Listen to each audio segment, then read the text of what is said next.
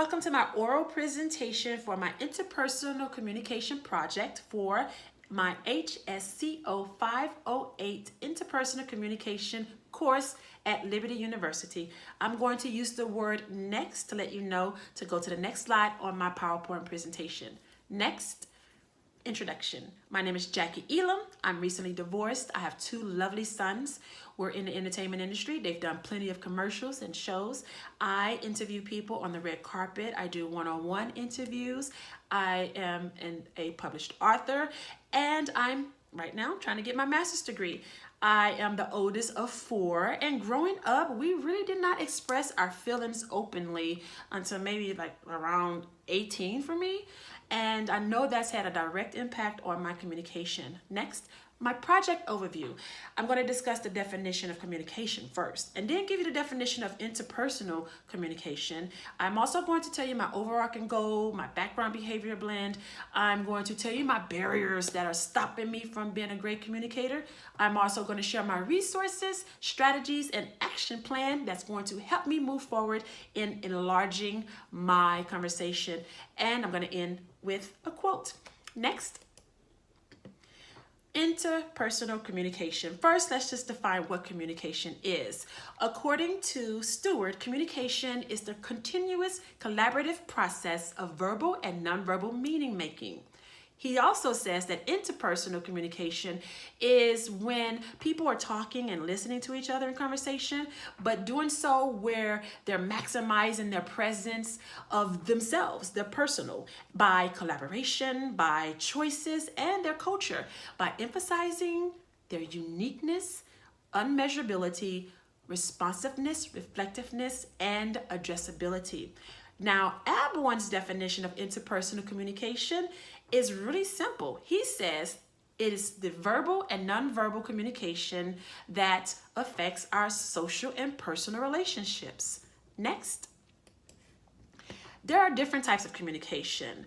According to Berlin Allen, verbal is just words, but the nonverbal are going to incorporate gestures, eye contact, posture, facial expressions, and Stewart adds touch and the distance between the people that are talking. Stewart also says that there's impersonal and interpersonal types of communication. Impersonal communication is just simply introducing the role, which is like the customer and the clerk. But he says that interpersonal communication happens when two people incorporate their humanness, and that would be like two best friends talking. Berlin Allen says that there's level 1, level 2, and level 3 types of communication. Level 1 is communicating with empathy, feeling what the person is saying. Level 2 is I hear your words, but I don't understand them. Level 3 is I'm in and out of this conversation. Next.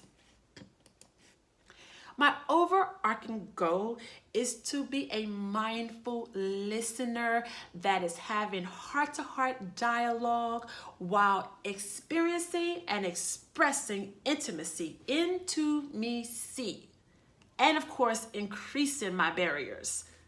Next. Now, we did an assessment online, and it gave us our personality, background, behavior type, and it was so accurate. So basically mine was saying that I am very confident, I am kind of controlling and demanding, I can be considered insensitive, I definitely want to fix people's problems, and I can communicate and articulate better than most people, but I tend to overuse my drives by, of course, talking and working. Next. My this is expected of me driving competent type, it says that I like form and function and order, and I'm like rigid, and I'm more into definitely task and entertaining bigger crowds than being personal and expressing my feelings and fellowshipping and caring and sharing, and that I like to definitely, express myself from logic, and that's really true of me. Next. My this is me, dominant, inspiring, cautious, is high. And it's basically saying that I do prefer larger groups over individuals, and that I tend to not necessarily be so sweet and soft and submissive, and I'm not that sensitive in person. It also next says that I like to reach and teach the masses. I'm intellectual and wise, and I tend to definitely be positive emotionally, and I like to inspire people. I really do. But it also says that I easily get frustrated when things don't go my way or as planned, and that I can be critical, but not just on other people, even on myself. And I know this to be true. Next, my communication barriers. I'm going to start with openness. Now, due to the incident that happened in my childhood, I closed my heart off to people, really adults too. But I created a wall, created a guard, and that is not good in communication. And so that's a barrier for me. And ownership, knowing how to express what I'm feeling and exactly what is this that I'm feeling. I know that also plays a part for me being inappropriately touched. So that also is a barrier for me. I tend to interrupt people. I interrupt people because I don't know, I think I get bored or I'm not as interested, but it's really part two is like my tolerance is low, which is another barrier. My tolerance is low. And because my tolerance is low, I easily get distracted with the thoughts in my mind. I get distracted by my cell phone. If there's a TV on or something, it distracts me easily. And I have to increase my barriers. I'm also defensive. That's another barrier. I don't mean to be, but I'm defensive. And I know one way I can defeat that is actually having intimacy in my conversations. It will allow me to understand that the person that's just simply trying to express their feelings and their thoughts, which are not mine. So I don't need to get defensive about that. I just need to be open to receive other people's ideas. And I tend to fix people's problems and give unsolicited advice, which is not good. So that's a barrier as well. And I'm working on that.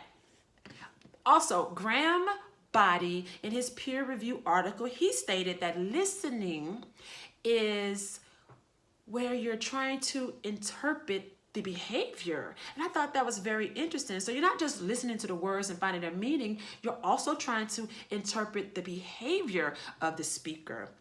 Next, my resources and strategies that's going to help me become better at communicating. Definitely, I'm going to use all three of these books from this course. They are like the Bible to me. I'm also using the listener talker card. I keep it in my wallet. I'm using it right now with my sons. If they get communication down at this age and understand the skill set to be a great communicator, they're going to be so much further than I am, especially at my age. And I want to read you guys a quick scripture. James 1:9 says, "So then, my beloved brethren, let every man be swift to hear, slow to speak, and slow to wrath." In me developing and strengthening my behavior in my communication, it's now going to be reflective of this scripture, which is so exciting. I'm going to be slow to anger, slow to be defensive, I should say, but more open to hear other people's viewpoints and ideas because they offer something to the conversation. Next, my action plan. My action plan to defeat openness. I will definitely use Peterson's suggestion, which is to do parafeeling and parathinking. Know the difference between the two. I'm also going to defeat the ownership by using the I and my terms and phrases that Peterson also suggests.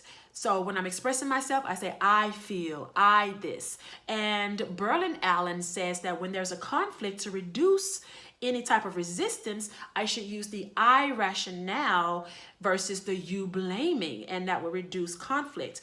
And to reduce or to fix my interruptions, I'm going to bite my tongue, like Peterson said. Bite my tongue, and to make sure that the speaker knows that I'm involved in the conversation, I'm going to rephrase what they're saying and try to guess what they're feeling so I can stay involved in the conversation. Next, to avoid giving advice and fixing people's problems, it's simple. I'm just going to help improve the story that they're telling. Help the talker improve their own story so they can give their own advice and fix their own problems. And to avoid defensiveness is really simple. Experience and express intimacy. I have to become more intimate in my communication, and that will remove the defensiveness. And I have my accountability partner, which is my cousin, prayer and meditation, and putting sticky notes all over my house. Next, and in conclusion, for we grow not because we sow not. That's my quote. I'm going to continue to learn